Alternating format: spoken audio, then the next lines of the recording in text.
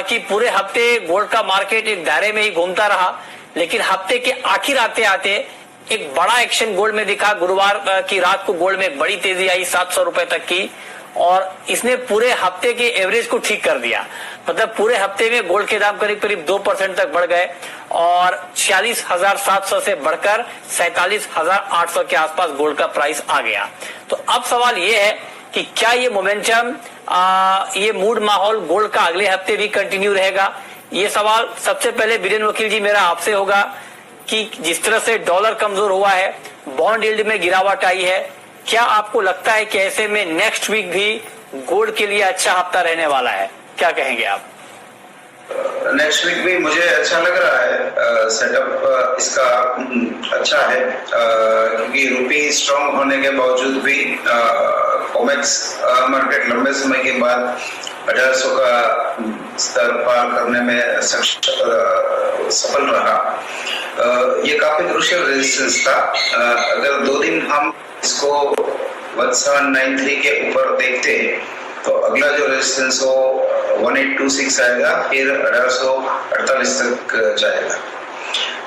फिलहाल market bottom out तो हो चुका है, बट आगे मोमेंटम अपसाइड का जो मोमेंटम है वो कितना एक्सेलरेट है वो देखना पड़ेगा।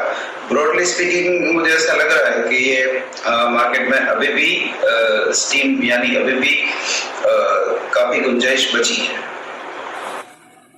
उनको 47,500 के ऊपर या 48,000 के आसपास गोल्ड खरीदने में कोई रिस्क नहीं है। डाउन साइड रिस्क बहुत लिमिटेड आपको लग रहा है और अपसाइड की गुंजाइश ज्यादा है। आपका क्या आउटलुक है गोल्ड के ऊपर? मृत्युंजय जी, रिस्क नहीं ऐसा तो कभी भी नहीं कह सकते। मार्केट में कभी क्या हो जाता है, अभी कल जैसे फॉर एग्जांपल जॉबलेस क्लेम के डेटा है जो गोल्ड के लिए नेगेटिव थे, उसके बावजूद भी गोल्ड में हमने 500 रुपए की अपसाइड देखी। किसी ने अगर मंदी के डेटा देख के तो उनको 500 रुपए का इमीडिएटली, रिस्क तो हर एक लेवल पे रहता है। पर मेरी राय में अभी भी गोल्ड में मेरा टारगेट $1840 का है और मुझे लग रहा है एक बार $1850 कॉमेक्स पे शॉर्ट टर्म में टेस्ट करेगा गोल्ड। मैं अभी भी बाय एट डिप्स की रणनीति देना चाहूंगा अपने व्यूअर्स को। और ये हफ्ते में भी मुझे लग रहा है कि नेक्स्ट हफ्ते में भी गोल्ड के प्राइसेस ऊपर जाएंगे। आज इंट्राडे में नॉन फार्म पेरोल्स के नंबर है, तो वॉलेटिलिटी आ सकती है। 200-300 रुपए अगर घटता है तो गोल्ड में बाइंग करनी चाहिए। अगले हफ्ते में आपको फिर से तेजी का माहौल देखने मिलेगा। और $1840 के टारगेट के लिए गोल्ड में आप बाई कर सकते हैं।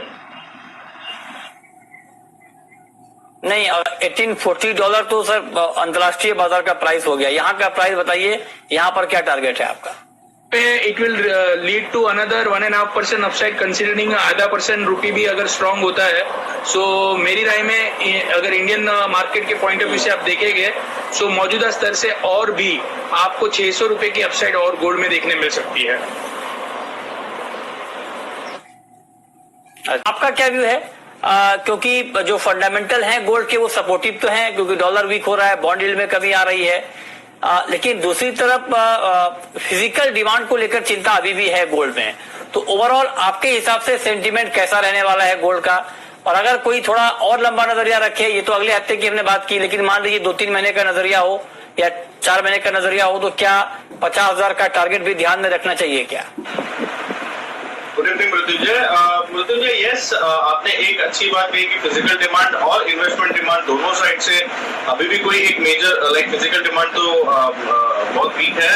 Even investment demand even after 1798 reach हुआ इंटरनेशनल में, अभी भी इन्वेस्टमेंट डिमांड में कोई मेजर अपटिक नहीं है। तो वो एक कंसर्न है, क्योंकि बॉन्ड यील्ड जो है वो अभी भी 1.50 के ऊपर ट्रेड कर रहा है और वो एक ब्रेकआउट पॉइंट था। मेरे हिसाब से एक 1.50 के नीचे अगर बॉन्ड यील्ड जाता है तो वो एक बहुत ही बूस्टिंग फैक्टर होगा गोल्ड के लिए। मेरे हिसाब से हो सकता है कि आज का जो non farm payrolls data report है उसके लिए वेट कर रही है मार्केट।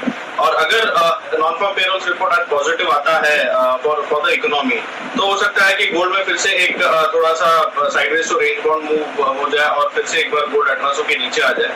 तो मेरे हिसाब से आज का जो रिपोर्ट है वो काफी इंपॉर्टेंट होगा। डॉलर ऑलरेडी वीक है, लेकिन अगर आज का रिपोर्ट सरप्राइज करता है, सरप्राइज भी नहीं, मैं तो ये बोलूंगा कि एक्सपेक्टेशन पॉजिटिव है फॉर द डॉलर।